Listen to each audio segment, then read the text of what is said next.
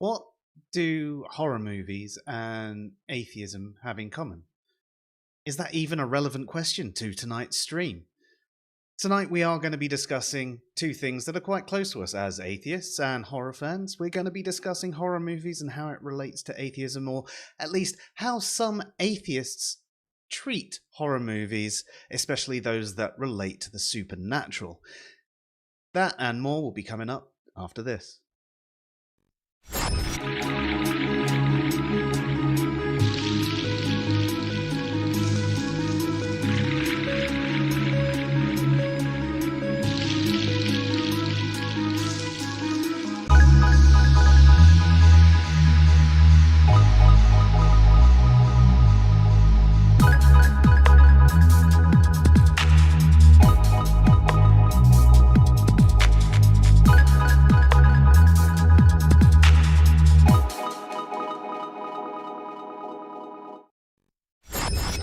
Don't tell me to be quiet. Hello and welcome to the SciPhi show.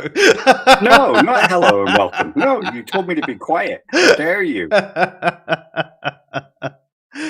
Yes. Actually, no, I should never tell you to be quiet. It's me that needs to shut up and let you talk, Dave, because you've actually got something to say. Whereas I just, seem to make sense, but I don't really, if you listen to what I'm saying. As is the life of, everything. Horror films are the null hypothesis. That's amazing. That's straight in there at the beginning, Icarus. Thank you. That's amazing. If anyone is interested in the null hypothesis and how that relates to atheism, we've got plenty of shorts and videos that relate to that. SciPhi shorts, if you just want the sort of 5-10 minute version of that. But no, atheism is not the null hypothesis, and you'll need to find out why. And as for horror films being the null hypothesis, well, it depends. What's the hypothesis? Dave, tonight, what is our hypothesis about horror films and atheists? That I think a lot of skeptics and atheists are being a bit too dismissive of horror, especially when it comes to supernatural horrors. Like, you hear a lot of them say, I can't watch religiously themed horror, or I can't watch supernatural horror anymore because I know ghosts don't exist. I know God isn't real. So they dismiss them and say that they're no longer scary, but I think that's dismissing them a little too quickly. I think you're right there, because there's definitely things that can be pulled out of the story and you can enjoy it even if you don't necessarily believe it. In fact, it becomes less scary. It would definitely become less scary if you know that this thing isn't actually real, but you can allow yourself to be pulled into the story and still enjoy it as if it was a real world. I do sort of understand the position a little bit, though, because there are some films that have such bad scientific takes that I can't enjoy them because it's done really poorly. This actually came up in the stream about ADHD and autism, of course. Completely went off the track, but the whole 10% brain thing. You can see two films actually do it. I mean, the 10% of your brain thing's ridiculous, but the way Limitless did it was amazing, and you could buy into that premise. You had to give it certain allowances, but it was done so well that you forgave the faulty premise. And on the flip side, you had films like Lucy, which were just so abysmal. That was just a bad film in general, Exactly. Especially at the end with the whole waving things away and rewriting reality. And turning into a thumb drive. Yeah. So I think the same could probably be said for the supernatural horror. Yes, I get that it might sometimes make it, less scary, and if one of the reasons you enjoy horror is that feeling of being scared, maybe there's an allowance that can be made to the atheist who thinks that way about it. But I don't think that should really stop you from enjoying all horror. There's a lot that you can pull out of horrors. I mean, I love the Hellraiser movies, for example. Look at the Dracula stories. I mean, my favorite one is Dracula Untold, but Bram Stoker's Dracula, a lot of the vampire myths and everything like that come from some form of Christian mythology. There's actually a lot of good stuff that comes out of religion, and I don't feel the need to have a vampire story that isn't related to it. Cool. I like those ones too. I like the religiously tied horrors and how it could be something else. Really enjoy it. But the need for almost saying that, well, no, it's like religious, so I don't know. And it's that sort of almost arrogant dismissal of it, that is a bit weird. Oh yeah, absolutely. As far as I'm concerned, it's not being overly skeptical. That's not quite the right word, but taking your skepticism to the wrong place at the wrong time and to the wrong level. Because let me put it this way, okay? Ripley doesn't exist. The alien in Alien doesn't exist. It's a movie set. But yet, skeptics don't complain about something like that. Well, they know it's not real, so why aren't they dismissing those too? I mean, pretty much every movie you watch isn't actually real. None of it's found footage. Even the found footage films aren't found footage. Yeah. You go into it knowing it's fiction and knowing it's all made up, but you have this sort of social contract with the movie maker that you're going to sit there and not suspend disbelief, as we've talked about before in other streams. But you go in there saying, I'm going to allow myself to be lost in your story and to experience this world you're creating for me. And you can say the same thing for something like Omen or Paranormal Activity, although Paranormal Activity is just a shit film. Yeah.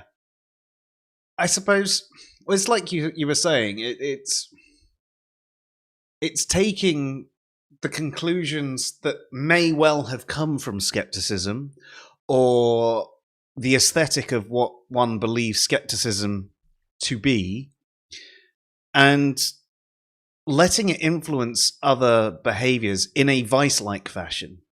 And this has come up on streams with us before and in conversations online, how skepticism can become a vice. And sure, you could say, well, it's no longer skepticism anymore, but it's the same thing with, bravery becoming stupidity or cowardice. Okay, it's no longer bravery more, but it's that tipping point where it is becoming a vice-like behavior. And I think that is generally what happens when someone is in this sort of situation. We see it applied to other things, like the avoidance of any form of religious language or language that is attributed to the religious. I don't have beliefs. I don't hold beliefs. Only theists have the burden of proof. If there's no God, morality is subjective. All of these sort of religiously controlled things, or at least they perceive to be religiously controlled, they reject it all, even though a lot of these words, a lot of this language doesn't have to have that theistic baggage to it. And you can say the same thing about horror to a degree. Now, obviously, when it is religiously influenced, you can see that there is that definite implication of the religion there. But no one's saying that you have to believe it to watch it. Oh, sorry. Did you have more to say? No. Sorry. I was just going to say, yeah, exactly. You don't have to believe a film in order to watch it and enjoy it. You don't have to think the things are real. You just have to accept that in the context of this story, these things are real, and then allow yourself to imagine what it would be like to exist within that context of the story. Isn't that what we do with things like Marvel movies, The Lord of the Rings, anything like that?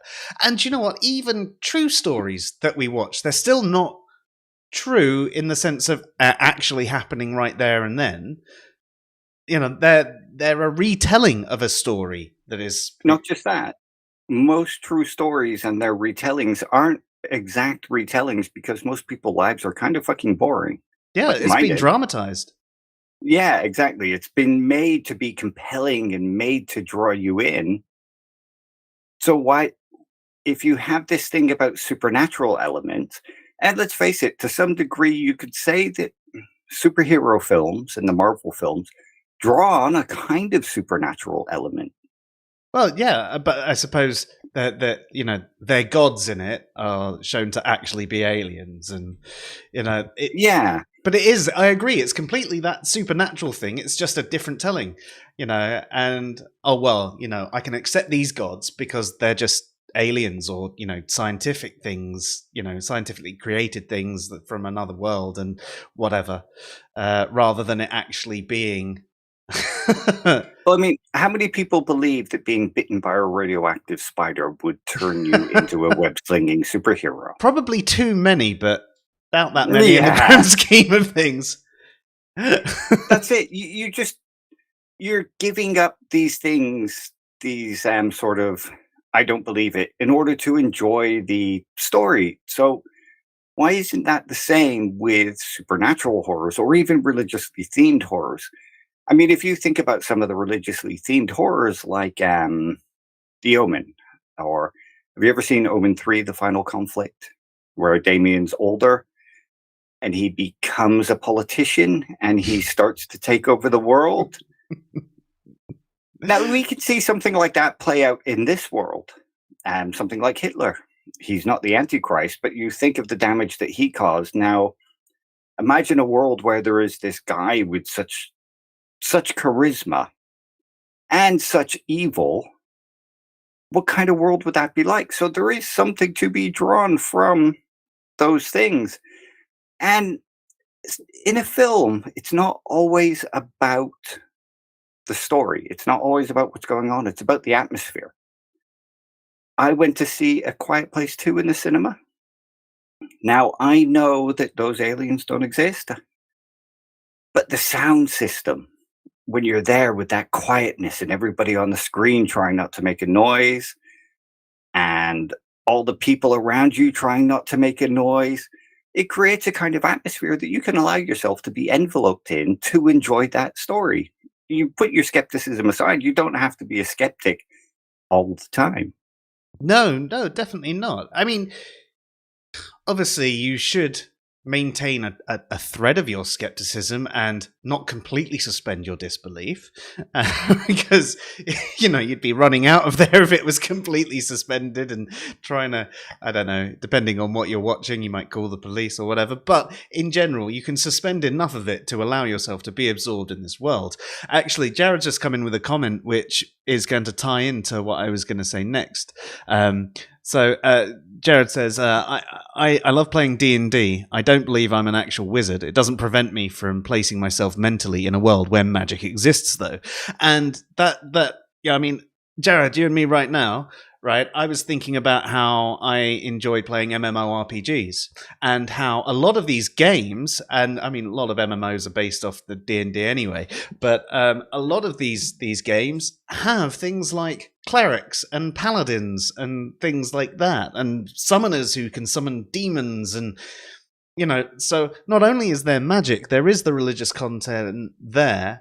And I wonder how many of these atheists that cannot watch the religious movies play some of these games and enjoy them because they're in a different environment and they don't even actually think about it as hard as it's like with a religious movie there might be a cross thrust in your face, whereas it's slightly different because it's in a game and there's other characters. Maybe that's part of it, but as you say, you know full well that you are not in a world where magic exists, but you place your mind in that world where magic does exist. And again, there are demons and all sorts in Dungeons and Dragons. I suppose it depends on the campaign, but there's these sorts of characters in there as well. So yeah, I'm with you. So what is the key difference there, though? Or do all of the skeptics that say they can't enjoy religious movies, like not enjoy anything that contains some reference to religion? I mean, this is a question that I don't actually know the answer to. I am making an assumption. And my assumption is that, it would be more ignored in a game than it would be in a horror. I could be wrong. What do you think? I'm not sure, because as far as I'm concerned, there is no functional difference between the enjoyment of playing a video game where you're immersed in the character, um, and being immersed in a fictional world on the screen, or a Mm-hmm. fictional world in a book. Um, you can sort of, like, a lot of atheists talk about how all we need for morality is empathy. I have empathy, therefore I'm a moral person. Well, you can still have empathy for fictional characters. It's why we get sad at Mickey dying in Rocky, or it's why we get caught up in Rocky and we get the whole Rocky syndrome. Or I think the music adds to it as well, though. If there was yes, music in exactly. life, we'd probably feel a lot more in our real life. That's why I wear headphones everywhere, so I have my own soundtrack. But yeah, that's it. So you have these elements to a film that if you allow yourself to be immersed in them and experience them, you can find yourself having a damn good time, even if you don't believe what's going on. And I mean, if you're not watching supernatural horror films because you know that ghosts aren't real, well, why are you watching any film? Because you know that nothing is real. Yeah, at least on the screen that you're watching. Exactly. And I suppose, yeah, it would have to discount any form of science fiction, because Yeah. as much as I say a lot of science fiction is science possibility, some of it is more science fantasy because the science in it is so poor it could only be. Any story that isn't based on a true story, you basically left with sort of documentaries. That's about the Yeah. only thing that you can watch. Yep. And I mean, don't get me wrong, I enjoy a good documentary, but that doesn't compare to a good horror film. No, of course not. No. Depends what the documentary's on, just like it depends on the horror film, So Yeah. It's, I think when it comes to a lot of skeptics and skepticism these days, there's a lot of what we call aesthetic skeptics, Mhm. where it's not about the skepticism itself, it's about the appearance of being a skeptic and the appearance of being Preach. rational. Yeah. Do you know what I mean? And to be honest, I think this whole I can't enjoy horror films anymore since becoming a skeptic is that. Yes, yeah, it is. It is adhering to an aesthetic. It's adhering to a standard of behaviors that they think should happen if you're a skeptic. I'm a skeptic. I don't believe in God, therefore I can't enjoy this religious movie. I'm a skeptic. I don't believe in demons, so I can't enjoy this. Craig says, are movies like The Omen considered religious movies? I mean, I'd say so, but we were talking about anything in this context where it could have some form of religious connotation, even if it's not one that's thrust in your face. Say if it was a ghost movie, you could say, well, if there's ghosts, that's an entailment of some form of afterlife, and so on. So there is something more than this plane of existence. And then we drew the attention to the fact that supernatural films superhero films have elements of the supernatural to them, though it's not done in a religious way. In fact, the gods in things like the Marvel films end up being explained as being, specific aliens that happen to be immortal or whatever. But what is the key difference other than that? Because it's still something that isn't real. And if you're not enjoying, any sort of religious movie or supernatural movie because you know it's not real or you don't believe it in anymore or whatever, then how can you enjoy pretty much any other movie from a number of angles? One, if they're any form of fiction, and two, well, actually, nothing you watch is actually happening there and then. It's all acted. Even all the found films are, not found footage films are not real found footage. It's all dramatized. Yeah, okay. So every now and then you might find something that's real, but past some, weird stuff like beheadings on the internet, pretty much the only thing you're left with watching is documentaries. And that's not to say anything against a documentary. It's just to say that that's about the only thing that you'd be left with if you were treating this aesthetic of skepticism evenly across the board. But what you're doing is you're just allowing your disdain for anything that could be attributed to a religious context influence the rest of your behaviors and prevent you from enjoying something that, I mean, we're both atheists, and we have a lot of enjoyment out of stuff that has religious backgrounds and all of that.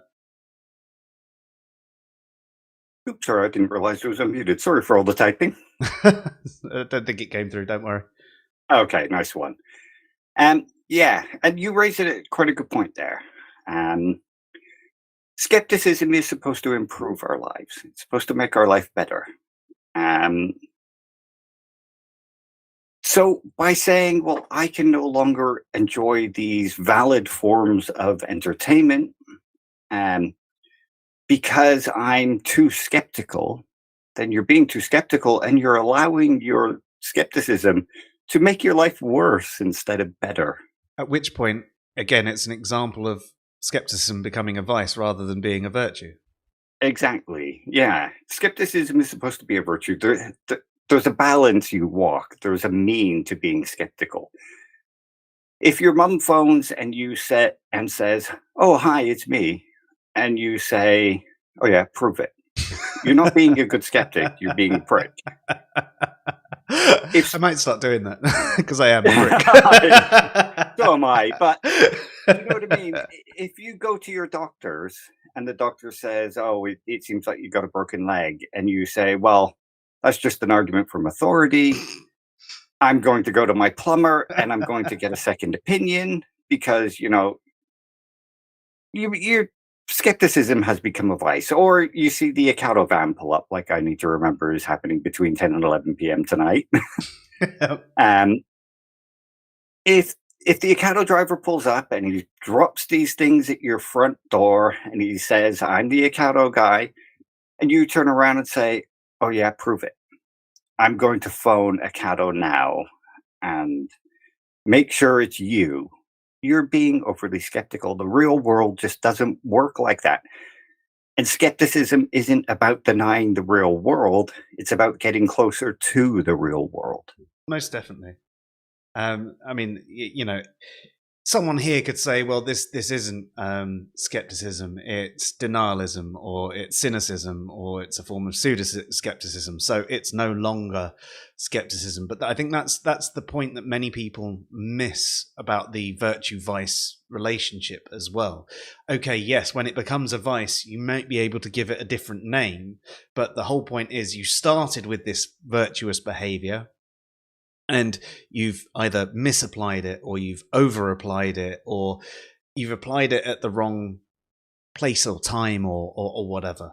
And, there are even forms of skepticism that you could just say off the bat are vice, like we've spoken to before about Pyrrhonian skepticism and like academic skepticism. You could turn around and say that, those sorts of things applied would generally be a vice.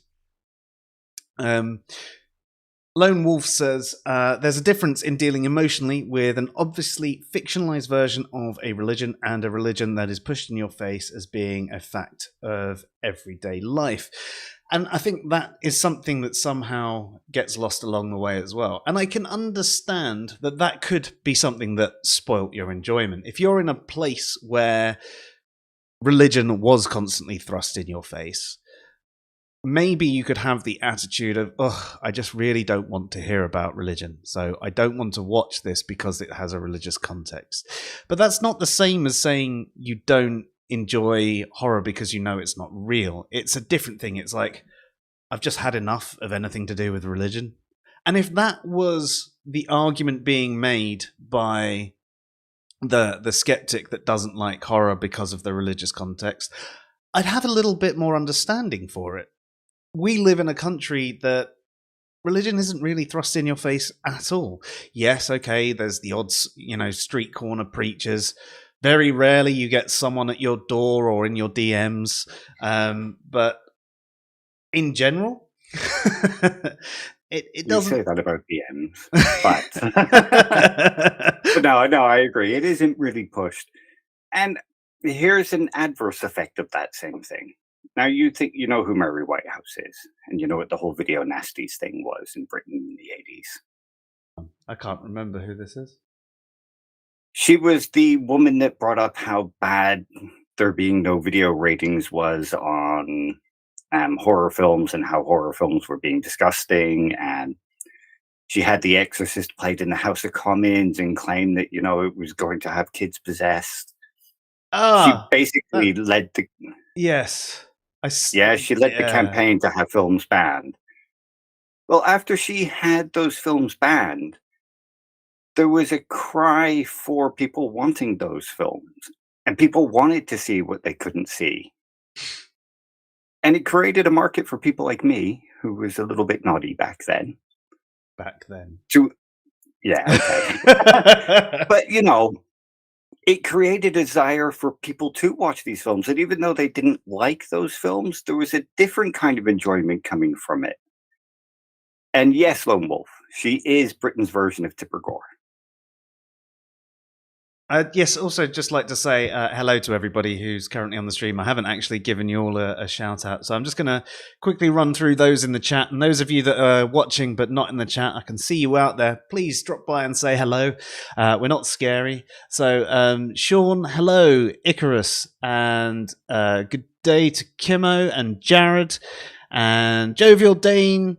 And Frida, how you doing? Craig Reed, always good to have you here. Claire, nice to see you. Luke, what are you doing here? And have I missed anyone? Lone Wolf, did I say you? If I didn't, hello again.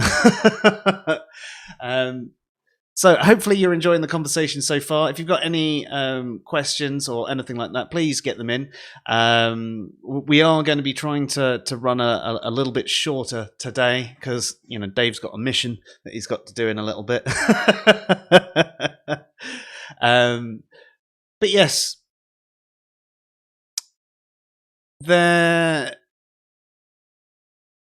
so Kimmo's got a point saying that, as I take it, Pyrrhonian skepticism is a very involved way of living your life, not a way of just querying every opinion you come across. There is the thing about, well, it was the story about Pyro, wasn't it? That he got to a point where he just didn't know if he could believe anything, and he'd sort of just walk out in the front of carts and things like that. But I don't know how true that story is, but you could say that that is just taking it to the point where it's just being applied as a vice rather than being a virtue. If you actually get to the point where you say you can't believe anything, you can't believe your senses, that is, again, coming back to the point that Dave made earlier, you're no longer enhancing your life.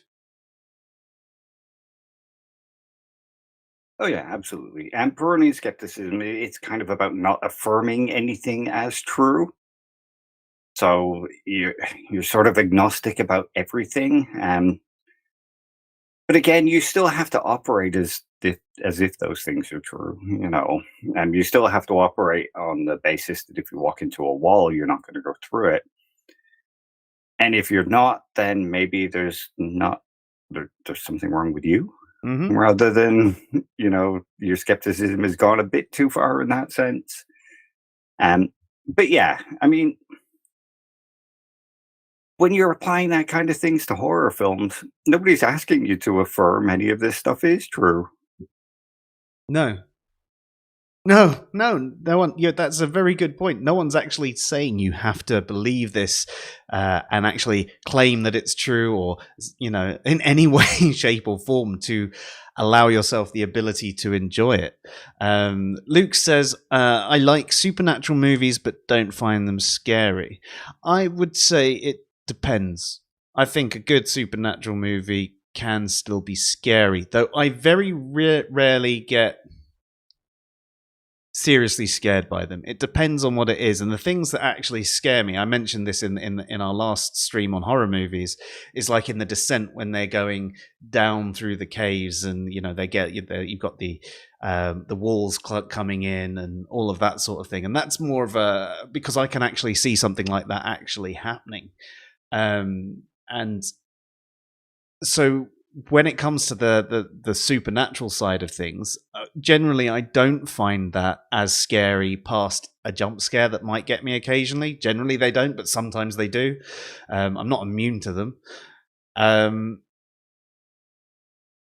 But a good story, a really, really good story, can get me buying into it to a point where it feels like I'm not just sat away from the screen, I'm actually right there living it. And if a story is that good, then yeah, I have the feelings, if not the emotions, of what's going on in the movie. Absolutely. And like I said earlier, we have emotions that are attached to things that aren't real all the time. Um, we worry about an imminent failure. Or when you think about your parents dying, you might feel upset, even though they're both still alive. Hmm.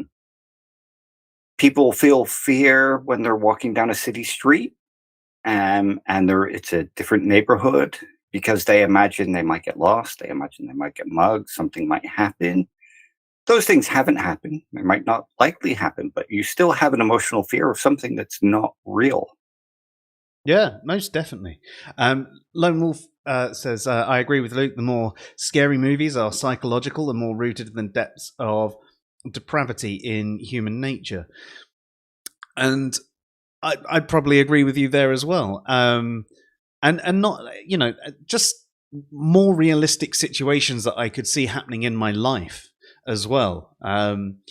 Anything that has more realism to it, I find personally more worrying. That doesn't mean that I can't enjoy the story or the philosophy behind everything that's going on. Or do you know what? Sometimes the action and gore is what I'm watching that particular movie for, because that's what I'm in the mood for at the time.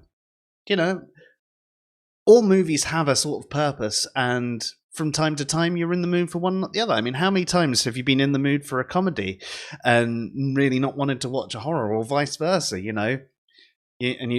Someone's making How you dare watch you blaspheme? someone's making you watch a comedy, but you're not in the mood, and you sit there bored. But actually, it was one that you'd probably find funny, and the same could be said for a horror. If, for whatever reason you're not in the mood for that right there and now. So I agree that there are things that are definitely more scary than the theistically influenced horrors, especially for anyone that believes these things are false. If you're agnostic about them, then maybe there's a bit more worry.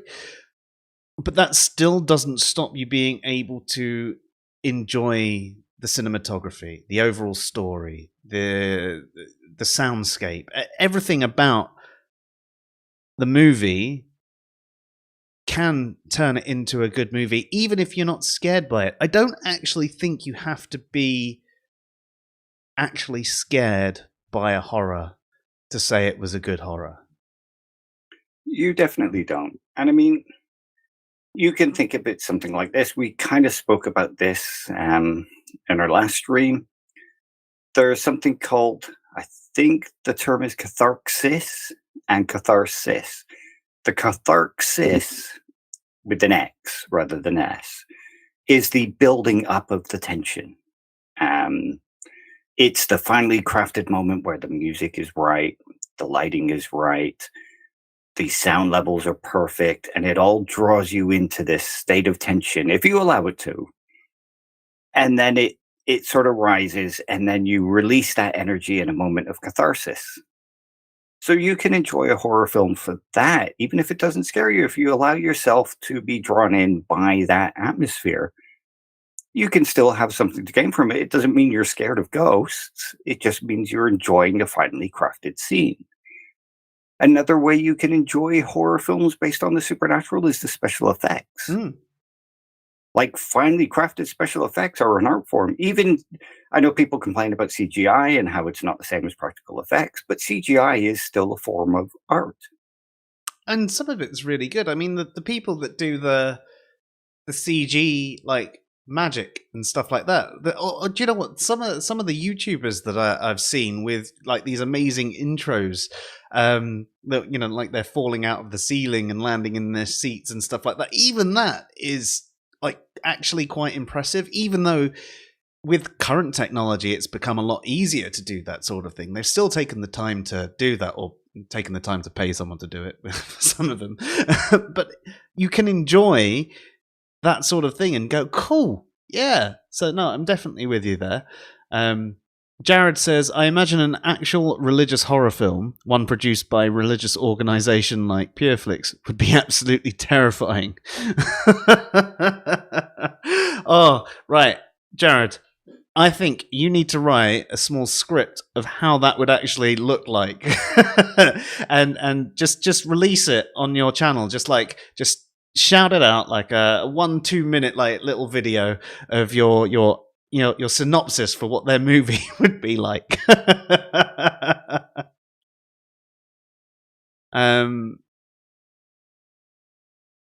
Lone Wolf says the need for comedy horror is why Shaun of the Dead will always be one of the best movies of all time. I think comedy horror can be done really well. Actually, I watched one I hadn't seen before last week. Had Jamie Lee Fox in it. Day Shift? You seen that, Dave? I actually really, really enjoyed that. I wasn't expecting to enjoy it at all. I put it on thinking, this is going to be one of these movies that I turn off in 20 minutes. But it was just, I was just wanted to watch something, and that one kept on coming up in the trailers and everything like that when you're flicking through Netflix trying to find something. I was like, fine, do you know what? I'm just going to watch it. And I'm glad I did, because actually it was, again, you have to accept that it's a bit of a comedy horror rather than a straight up horror. And as soon as you put yourself in that context, you can enjoy that it's a little bit more silly than a standard horror, even though it had some good elements of horror within it. And that is what you can do with the whole religiously themed horror. You know, put yourself in the context of the horror. Okay, yeah, God doesn't exist. That's fine. In this particular world, he does.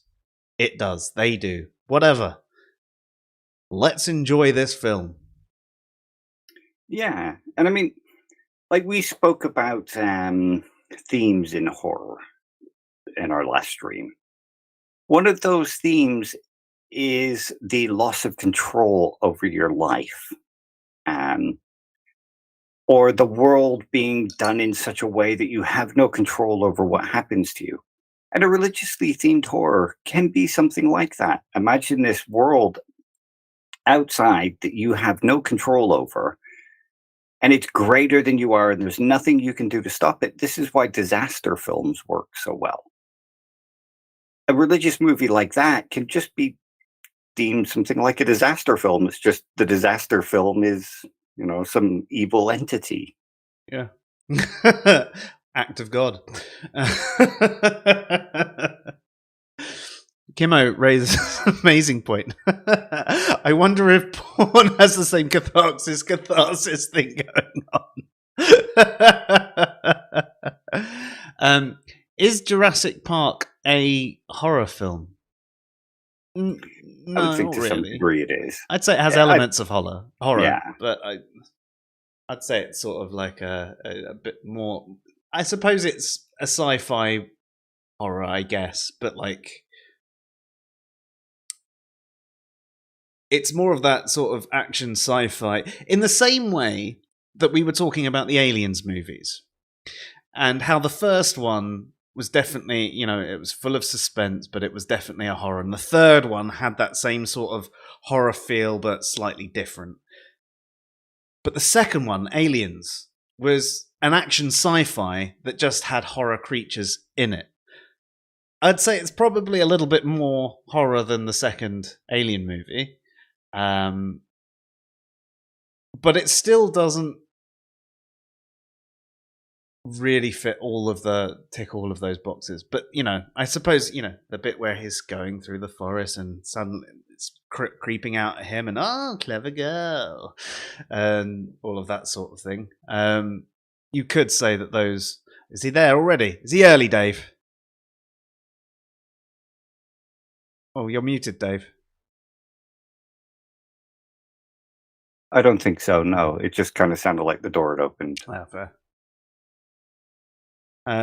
But I can see what you're saying. It's definitely got elements of horror to it. I just don't feel like it. I think it's got other categories that sit bigger in front of it. Yeah, absolutely. To be honest, you can say that about most films. Like we like to neatly categorize these films in one or the other, and there are certain films where you really can actually just kind of classify them as one or the other. 80s but action. most films, yeah, But even 80s action has comedy in it. Yeah, I mean that's just the 80s, though, isn't it? Yeah, but like most films aren't easily categorized like agree. that.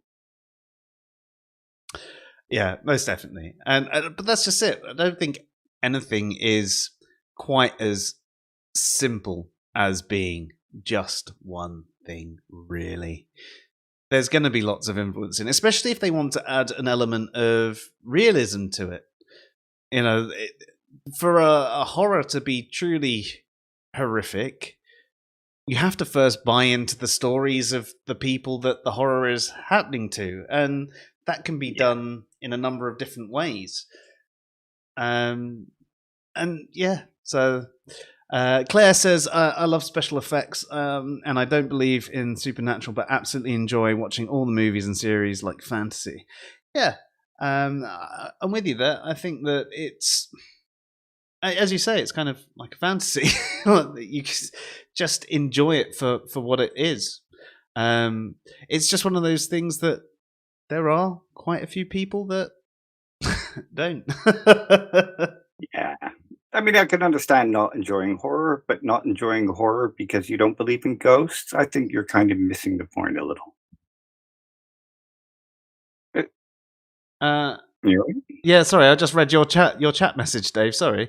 That every time you end with an emoticon, it only shows the emoticon. Yeah, That's I really don't know weird. what's going on. Icarus says the same thing's happening to them. Oh, really? Yeah. It's really weird. Does it? No, it just comes up. If I put it up, all it comes up with on the screen is the chat as well. Yeah. Okay. Really It's weird. huge. Yeah, YouTube. Isn't actually us tonight. It's not us. So YouTube just said we have to throw something in there. It's not a sci-fi show if something's not going wrong. Horror. Elements out of our control. So the YouTube algorithm is using an expression of power to influence our chat and be horrific. Yeah. Tied a few in something there. Like that. If you keep mentioning your other videos, does it push them up and get them watched again? No. But yeah, that's weird that it's doing that to you, Dave. I was just trying to catch up with the chat. Oh yeah, so it happens to Luke as well. Except Luke uses those non-emoticon ones to make it not happen. But look, it's not happening to Icarus. Look. Wonder why it's add a space. So you put a space at the end, do you? I mean, I'm just curious now. I know we're going off, but I'm just gonna just do a testing. Oh no, I'm not using the proper emoticons, am I? Pest monkey. There you go. That worked for me. Yeah. That's really weird. It's not even a oh, it's working for you. Okay. Yeah, it seems to be working again now. Hang on a minute. I also tagged somebody in the post. I wonder if that makes the difference. I've just seen. Oh, that's working fine now. Must have been a temporary glitch. I've just seen Luke's message. Do horror films believe in God?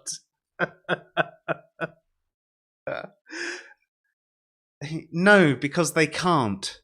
And therefore it's pointless having that conversation. It's sort of a bit of a category error in a way, because you're talking about, things that don't actually hold beliefs as in terms of things that hold beliefs, and that's the problem with talking about things that don't hold beliefs as if they do. I wonder what that's in reference to. Frick. Oh, AMC's The Interview with the Vampire is interesting within its framework. Not particularly scary, but kind of alluring. I mean, the original Interview with the Vampire wasn't particularly scary either, but I enjoyed that film. I hear that the new series is like quite a different take, but I have yet to check it out. Other than I've been trying to catch up on stuff recently. I've got really far behind. I've been busy with so many other things, and yeah, I will get round to that though, because I did enjoy Interview with a Vampire, and the fact that you say it's kind of alluring is another attraction to it for me. So yeah, cheers for the recommendation, even if you didn't intend it as one. The Exorcist certainly believes in God. Yeah, but that's within the context of the film, and maybe even the writers of the film, but the film itself. Anyway, let's not get onto the whole rocks thing. Oh, apparently Pureflix have a horror film. Welcome to Mercy. Stricken with stigmata, Madeline travels to a convent where nothing is what it seems. Sounds a little naughty.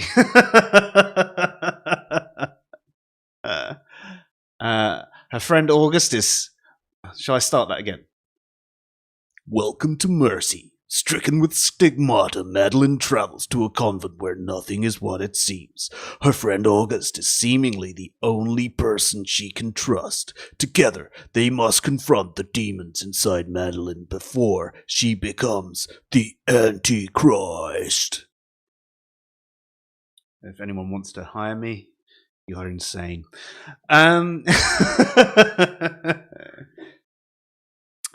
Opinion piece. Kimo says vampire movies are way cooler than any other horror. We all imagine ourselves being more cool, more sexy, and just suave as hell, and we know we're not, but the idea has its appeal. Yeah, I'd go with that. Not all vampire movies go with that, though. You do get some vampires that are more like 30 Days of Night. Yes, yeah, 30 Days a Night is a good one. Or the series, The Strain, very different kind of vampire. It's like combining the whole zombie and vampire thing with a parasite that releases a virus. And yeah, so definitely. I agree with you, Icarus. YouTube is horror. And that's why we're here, because we love horror. Luke says, I think the problem with most ghost films I watch is they seem to make the things they're trying to portray unbelievable, either bad VFX or design. Yes, I think that's the problem with any film, though. Don't get me wrong, there are some that the story is actually good enough to overlook that sort of thing, but one of the things that draws you into a movie is having that more believable element. So again, this could be another reason why, if you just don't believe in gods, then you can't enjoy a film that has gods. But I think there's a difference there, because you can convince yourself to believe in a world where gods exist. Not actually believe it, but for the sake of the movie, put yourself in the context of that world. But if that world has such bad VFX, you just go, what the fuck is this? The budget Matrix. All of a sudden, you can't believe in it because the realism is gone from it. And I think that is a key point as well. People might compare those two things as the same. Well, I don't believe in God, so I can't enjoy it. Well, I don't believe it because of the bad VFX. I can't enjoy it. But they're actually quite different. And I hope I explained why. Apparently, the emoticon thing's happening to Hans Frieda as well. And now we're almost back up to. Oh no, the chat just jumped, and there's a bunch of stuff I've missed. Luke, then how are they religious? Shut up. We're not getting into that one.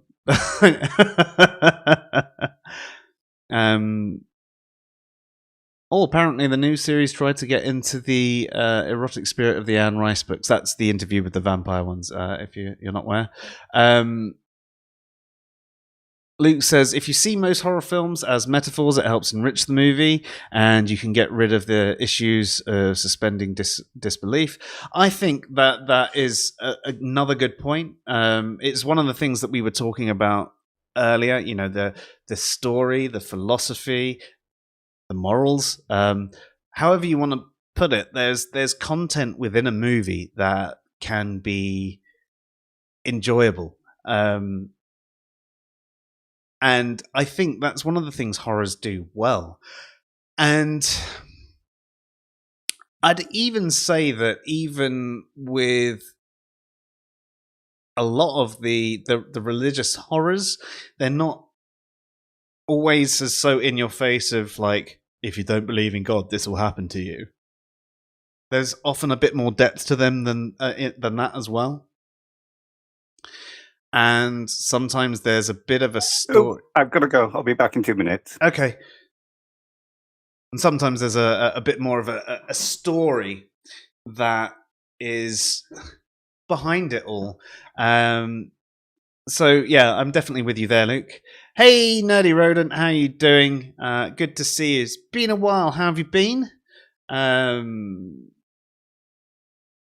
Daybreakers is a pretty good take on the old Vamps. Now, that is a movie I'm fairly certain I've seen. Is that the one with... Oh, I forget his name, and they're trying to look for the cure or something. I'm terrible with names. Ethan Hawke was the guy I was thinking of. And yes, it does look like that one. Was it really only 2009? I thought that was like 2000s. But yes, that's definitely the movie I was thinking of. Again, I like there to be a slightly different take. I know that the what's it called, Ultraviolet was pretty crap. I still enjoyed the movie because it was a different take to what I'd seen on the whole vampire thing at the time, and I suppose at the time I was going through a bit of a Miller phase too, so that's probably more why I enjoyed it. From Dusk Till Dawn was fun. Yes, so I really enjoyed the movie, and I started watching the series, but by the second episode I stopped watching, and I don't know if I should go back to it, but it was one of those movies that... one of those TV series that was just like, I felt like it had lost it pretty quickly. Lone Wolf says the strain is like a mixture of Far East vamps and Eastern European vamps, especially with the vamp culture. Yeah, most definitely. The strain just did something very different to anything else I had seen, especially with the whole parasitic take. And I know, like, there are the zombie vamps type things, but the way that pretty much everyone was this zombie vamp, unless the king vamp allowed you to be more than that, was one of the things that I found added a layer of terror to it. It took away and the fact that they were also deformed, they were also mutated. The virus released by the parasite turned them into actually horrific looking creatures rather than the more glamorous vampires that you usually see in stories.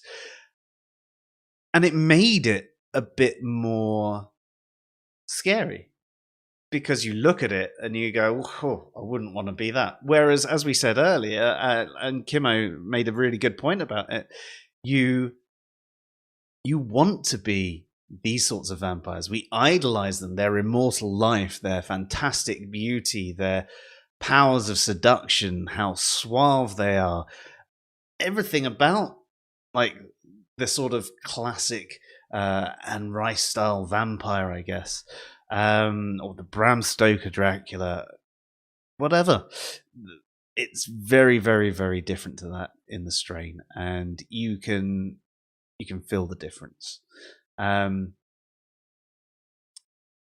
am just trying to catch up with the chat whilst Dave is away, so he's back. 2 minutes. Cool. Oh, he's back. Oh, he's just swearing at us. I thought he was just doing a 2 minutes Turkish thing.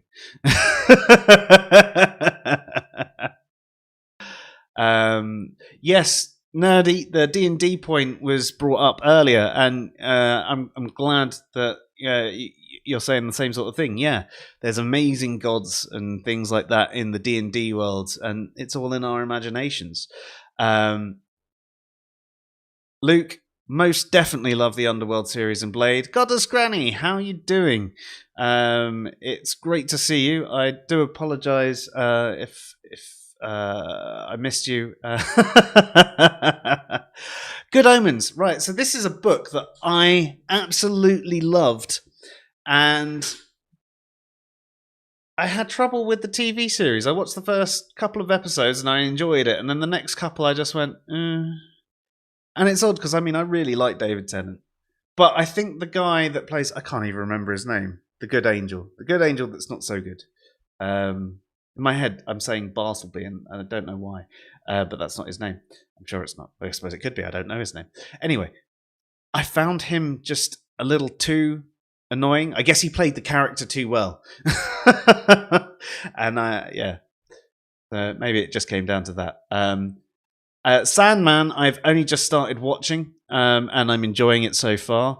And as you say, both are from Neil Gaiman. Yeah, I prefer his books, although I suppose that comes to the things. When you actually enjoy an author, it's very hard to find an accurate retelling of their book in the way that you imagined it, because this is the best movie theater if you can generate the power to run it. I haven't been able to generate the power to run it in a while, though. So, yeah. Good Omens Season 2 is coming. Well, in that case, I will probably just have to get back. Yes, and do you know what? The TV series of Constantine was even better than the movie, but I still really liked the movie. So many people had a go at it, but I thought it was, again, a good story. And I know it was like a comic before, and that's why the actual TV series got a Constantine that was a lot more like the actual Constantine. And the fact that they canned it after a season whilst Arrow carried on for however many seasons was ridiculous. Absolutely ridiculous. Seems to be all the ones that I actually really, really enjoy just fail. So apparently I've got really bad taste. I'm not on the pulse of pop culture. The things I enjoy are going to get canned. Firefly, Constantine, Alphas, Almost Human, and all those other things. It was the scariest movie and book I ever read and saw. I never actually read the book for it. I I did watch the original movie, but I enjoyed the new movies as well. But yes, yeah, I agree with you. So back to the ultraviolet comment. It was the style of it that was enjoyable, and it was the different take on the family, and as I said, the Miller. Even though it wasn't overly brilliant, I would have loved it if they'd done another one. I would have still watched it, even though I can say that in the scheme of films, like, there are so many better ones. They'd given it another chance, I reckon they could have done something. Don't go back to it. It's a drawn out version of the movie. I don't even know what that's in reference to anymore.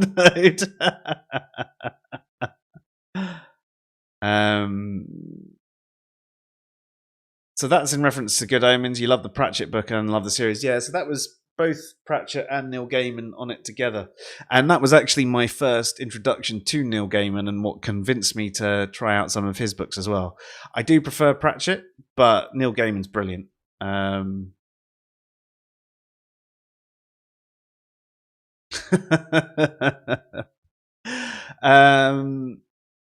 Oh, the chat's going really fast now. I can't keep up with it.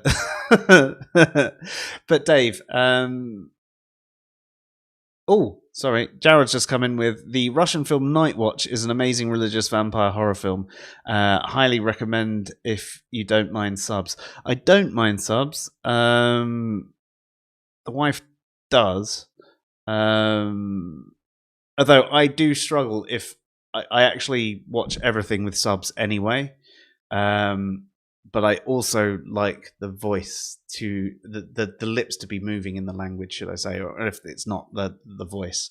That's probably because with dyslexia combined with problems with sequential audio processing and a bad attention span, if I don't have all of these features, sometimes I just lose the movie and I don't know what's going on.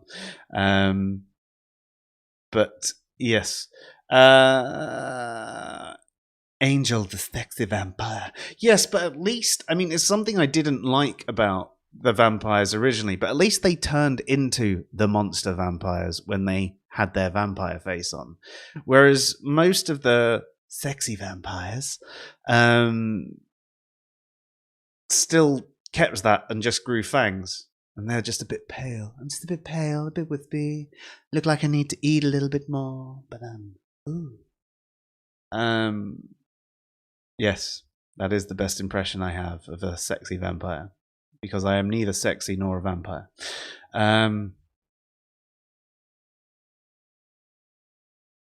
That's an interesting one. The Reflecting Skin was a pretty odd little Brit Canadian film from the 90s about vampires starring Viggo Mortensen. Not great, but worth a go. Don't know that.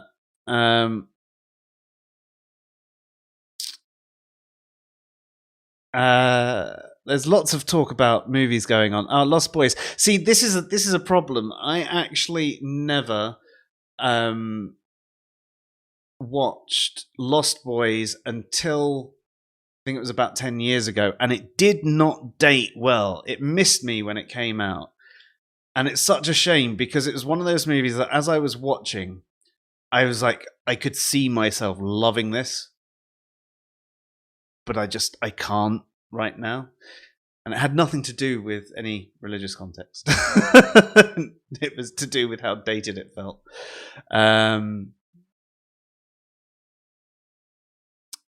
Yeah, I'm with you about American Gods. I mean, I like the fact that it was a bigger take on the book, and it was like, oh, he could do so much with this.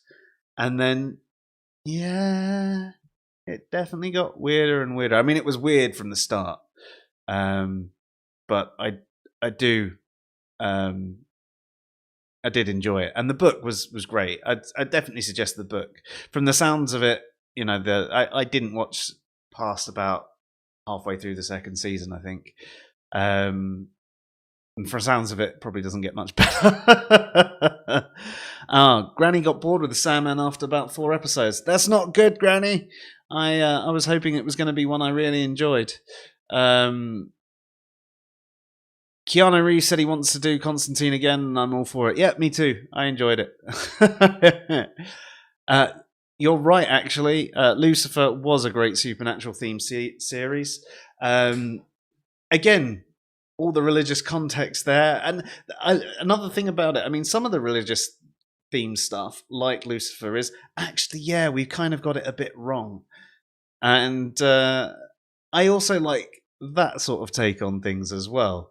And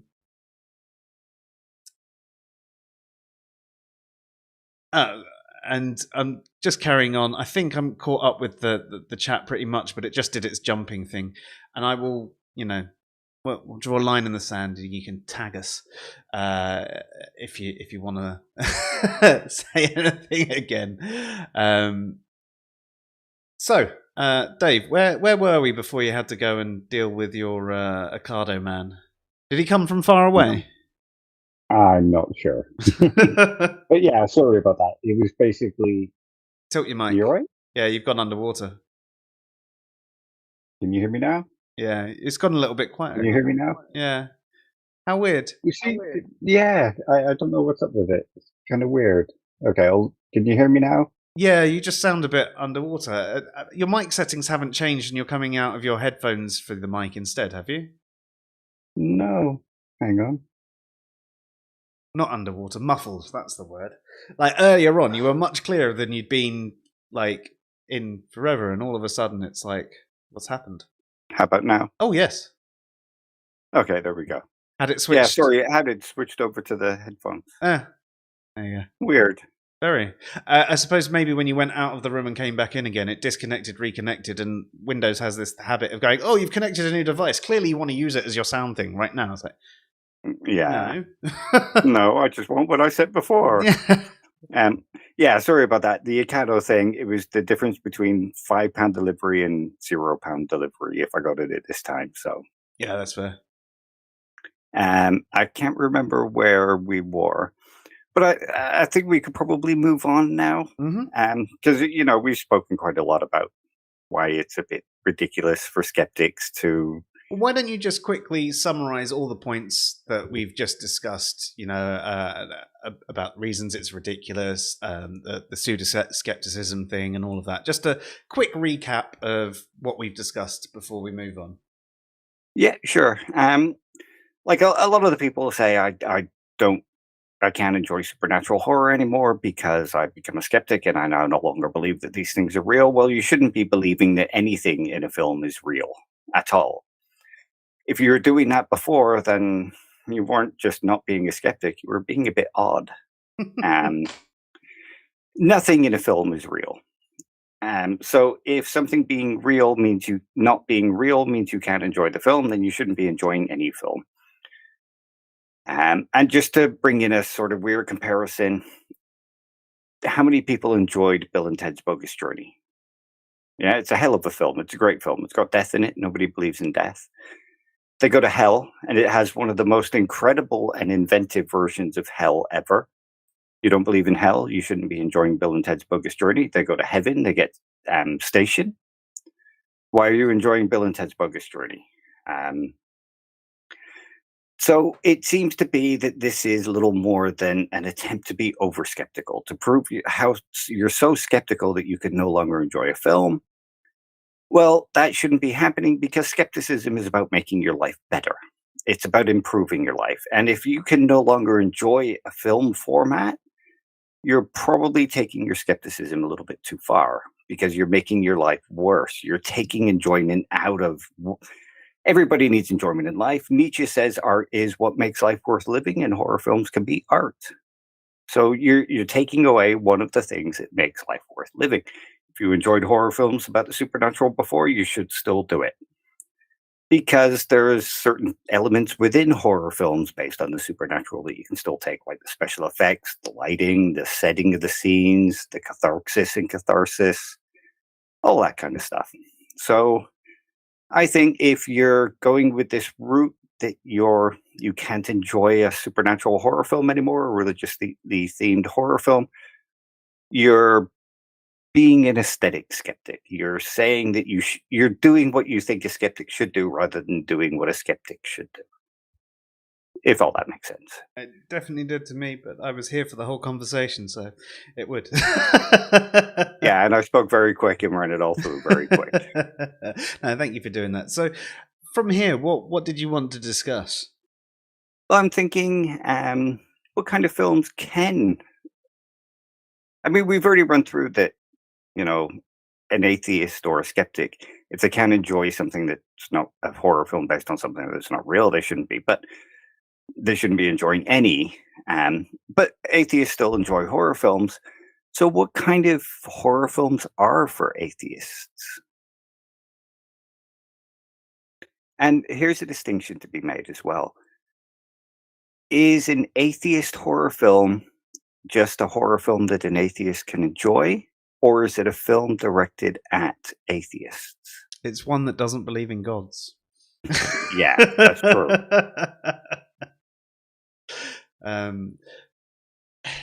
Yeah, it's interesting. I mean, you could even say that there are some religiously themed horrors that are directed at atheists, and some which have a conclusion of, oh shit, yeah, we can't find any god. Yeah. And some that turn it the other way. And I don't think there's really much in the way of a market for that sort of thing, though, is there? Like, I don't think things get, regardless of the definition of atheism you use, I don't think there's anything that really focuses on atheists, especially the ones that we're talking about tonight, that, well, I'm too skeptical to enjoy it. Granny just made a point that what we mentioned earlier, and it's films that are too scary for me are the ones that come too close to the truth, and that's one thing that we both agree on, or things that you can relate back to your life, or you can see actually happening.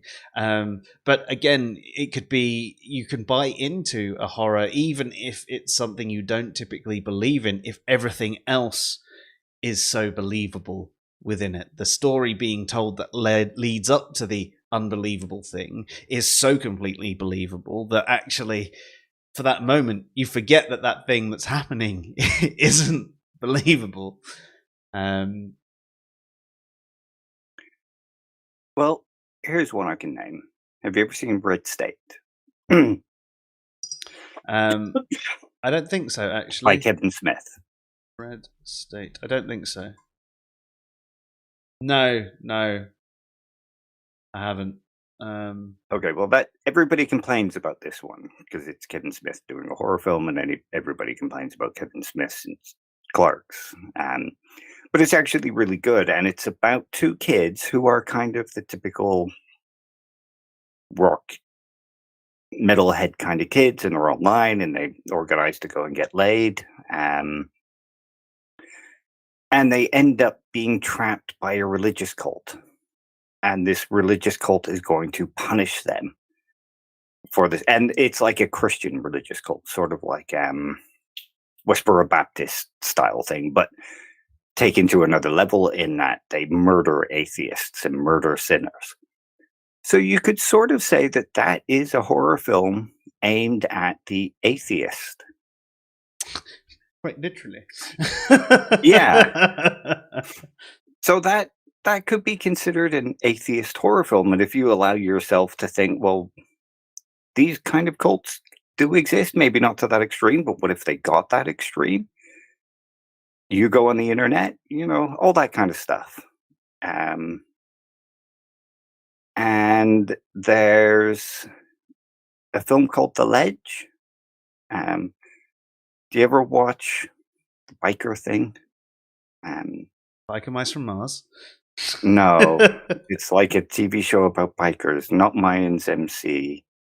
No, I know what you're talking about. I watched the first season and a bit of that, and actually I want to get back to watching it because I was enjoying it. It's just life happened and I stopped watching it.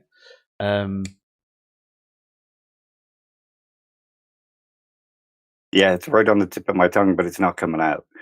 but it's got the guy from that in it anyway. Yeah, Charlie Hunnam. Yeah, who also King Arthur in something. Yeah. Well, he's in this film, The Ledge, and what it's about is a guy who's having an affair with a woman, and the woman's husband is sort of a religious fanatic. Sorry. Yeah, he's sort of a religious fanatic, and his religion takes him over, and he kind of punishes this guy, and he's so insane because of this religion that he makes him stand on a ledge and does all these things to him. So could that be considered an atheist horror film too? Maybe, because I suppose it would be one of the weak. Oh, he's cute. Arrows in the quiver. Or a new puppy? For the atheist that was like, see, religion makes you crazy. So perhaps it would be considered. Well, one of the other things in it is that he makes him defend his atheism. Oh, they wouldn't like that. Burden of proof is basically horror for Lacktheism 101. Sons of Anarchy. Thank you, Kimmo. Ah, nice one. Yes, that's the one. Couldn't remember it at all. But yeah, I mean that's sort of a horror film aimed at atheists. And think of something like Midsummer. Like, I wasn't a particular fan of the film, but that's sort of people who don't really believe in God who go across to a foreign land and get caught up in a cult that then draws them into this cult and makes them a part of it, and also punishes them and sacrifices them in the name of their gods. And they see the weird behaviors of these cults. That could be considered an atheist horror film as well. Yeah. It's still not what you would typically think of, but I understand where you're coming from. The thing is, I can't really think of anything that would have that sort of target. But yes, yeah, I definitely get where you're coming from, and I guess there is that focus, and some of it would definitely add fire to some people's atheism, wouldn't it? Yeah. But it's interesting because I don't think that there is typically something that you can just say it's an atheist horror movie. At best, it's just a horror movie that doesn't have any religious context.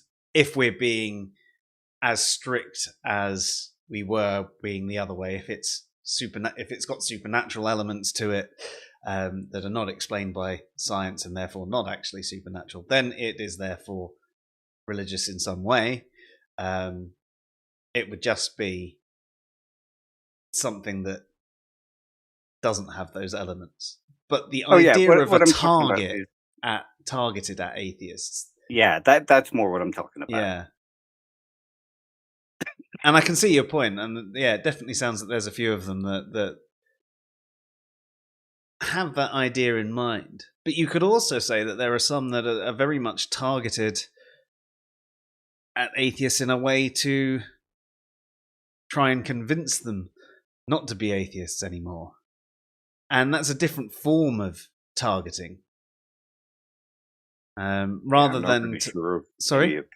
I'm not really sure of any of those kind of films, though. Well, it's just, you're being punished for your sins, and therefore you've been possessed by demons and all of that sort of thing.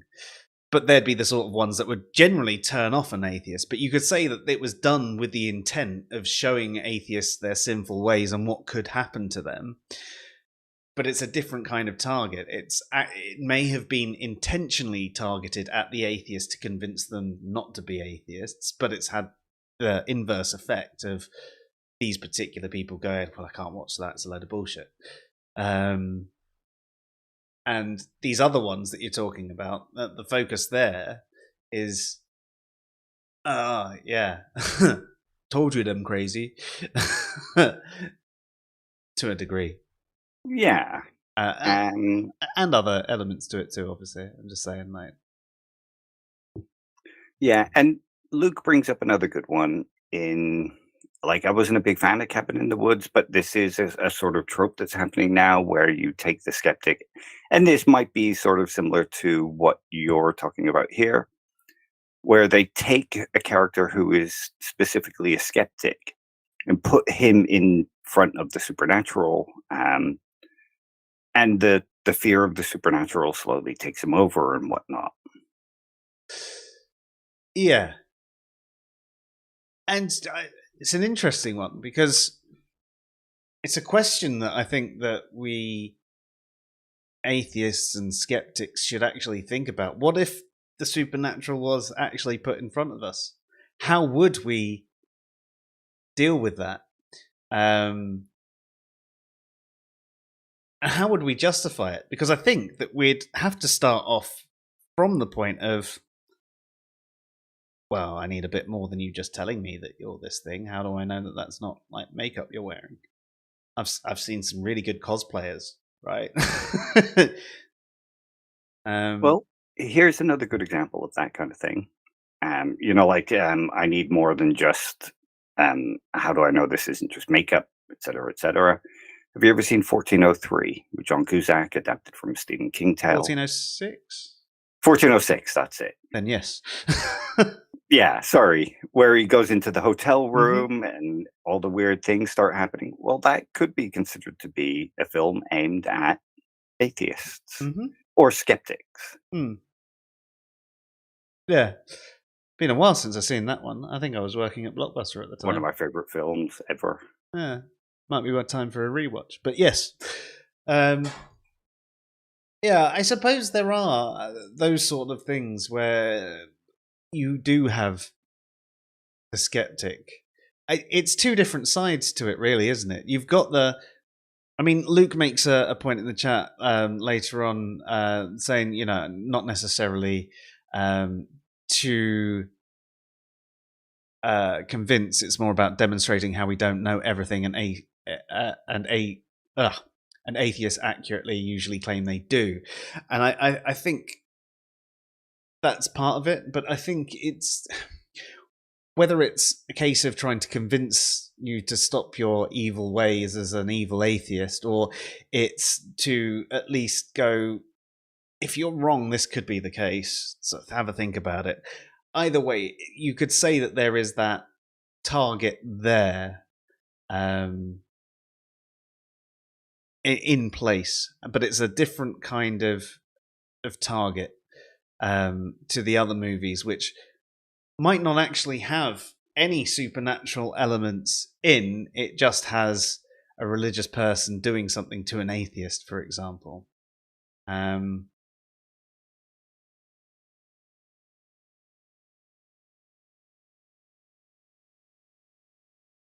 So, I guess you could say that, yeah, okay, there are, to an extent, different types that could be targeted at atheists. Some which would have more impact than others.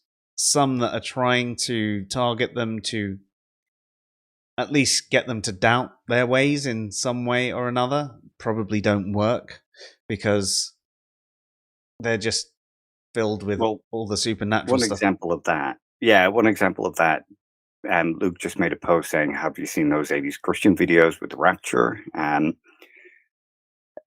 example of that kind of thing that you're talking about it's really the only film I can think of where it's like the religious trying to target the atheist to get them to consider their ways is Left Behind, or the Left Behind series. They did a remake with Nicolas Cage. Oh, that's got to be amazing. None of them are good. It's got Banana Man's best friend in the original series. Brilliant. There was that movie where they're all the stars are at a party and then the rapture happens as well. What's that? This is the end. This is the end. Yeah.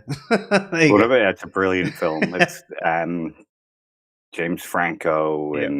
and All of that lot. all the usual suspects. Yeah. I thought that was a funny take on it. I mean, I know again. I mean, that was basically a comedy horror with a religious theme, Yeah. and would that be unenjoyable for the type of atheist that we're discussing? Like, if it's a comedy horror, does that change your attitude towards it, or is it still just as unenjoyable? That's it. That's one of the reasons why I asked the question. Like, does it extend to other genres, like the Bill and Ted example? Does it extend to them? Can you not enjoy those films quite as much? Well, if it takes away from that, I suppose one distinction that you could make here is that they're not presenting them as though they're real, but to some degree, some of them are. Yeah, most definitely. I don't know. Is Macbeth an OG horror? It's a dark comedy, like all other Shakespeare stuff. Reading it though, it's quite horrific. Yeah. Why I didn't like The Witch. No, The horror film The Witch. It was all done in the old English style dialect, and it just it put me off. I haven't seen it, so I'm glad I missed that one. Yeah.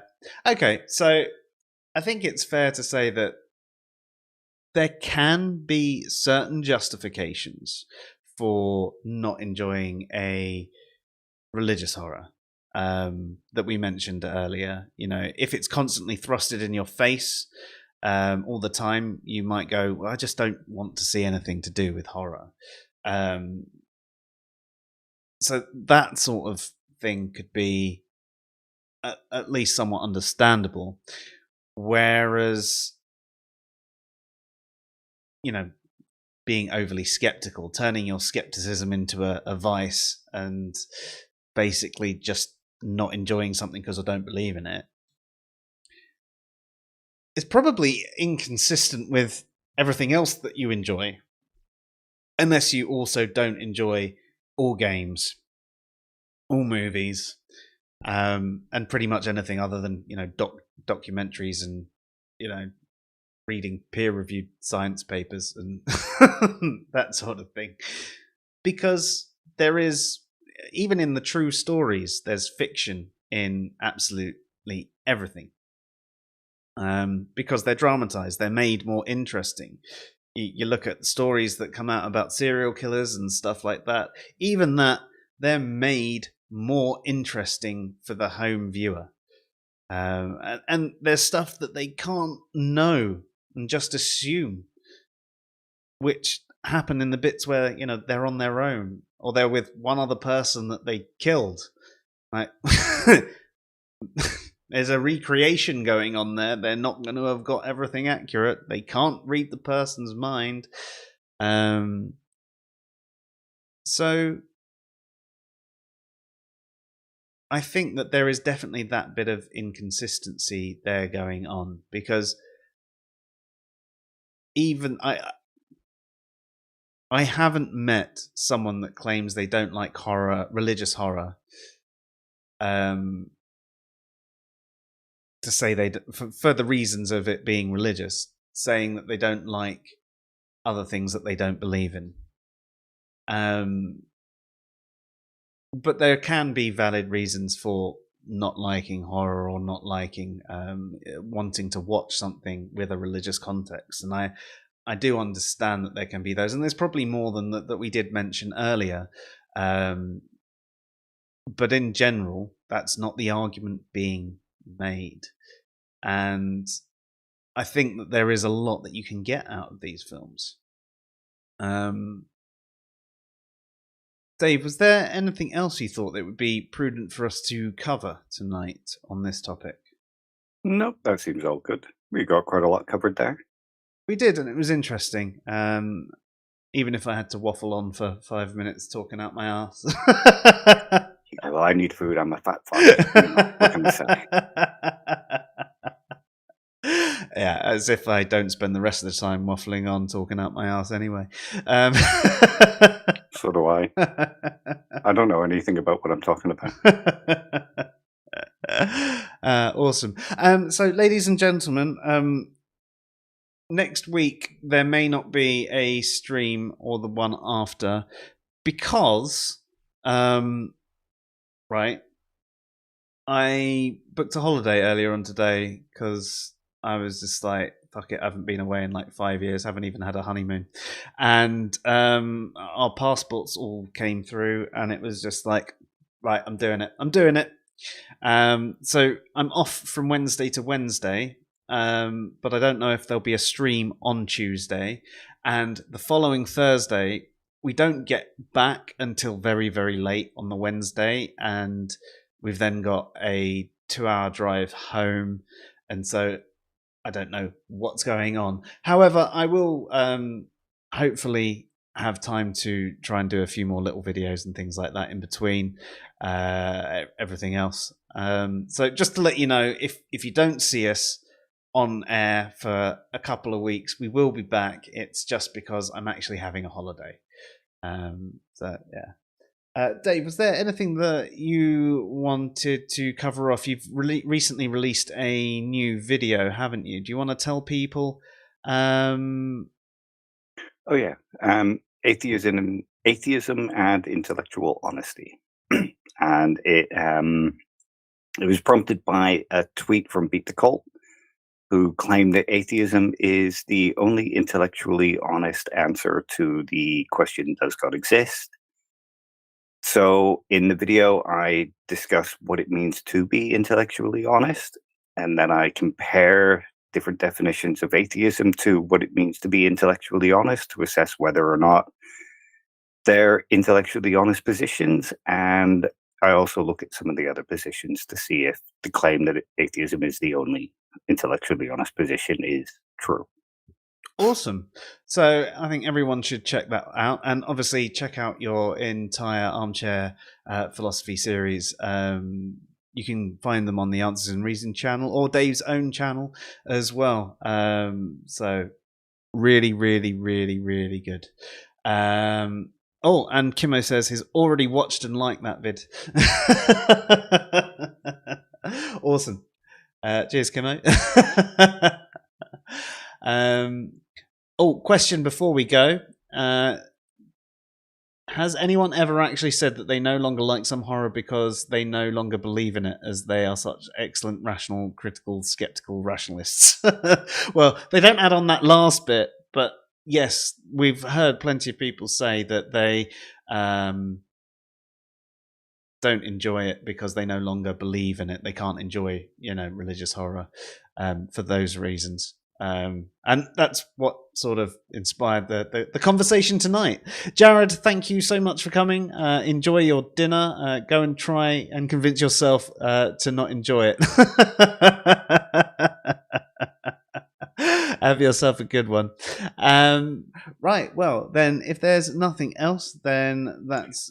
Just to throw in one more thing, because Jared's just reminded me. Reason to Doubt have a stream tonight talking about skeptics and voting. Oh, is he going to get back in time? Oh, actually, yeah, they're on a very different time zone. Yeah, they're living way in the past, so... Yeah.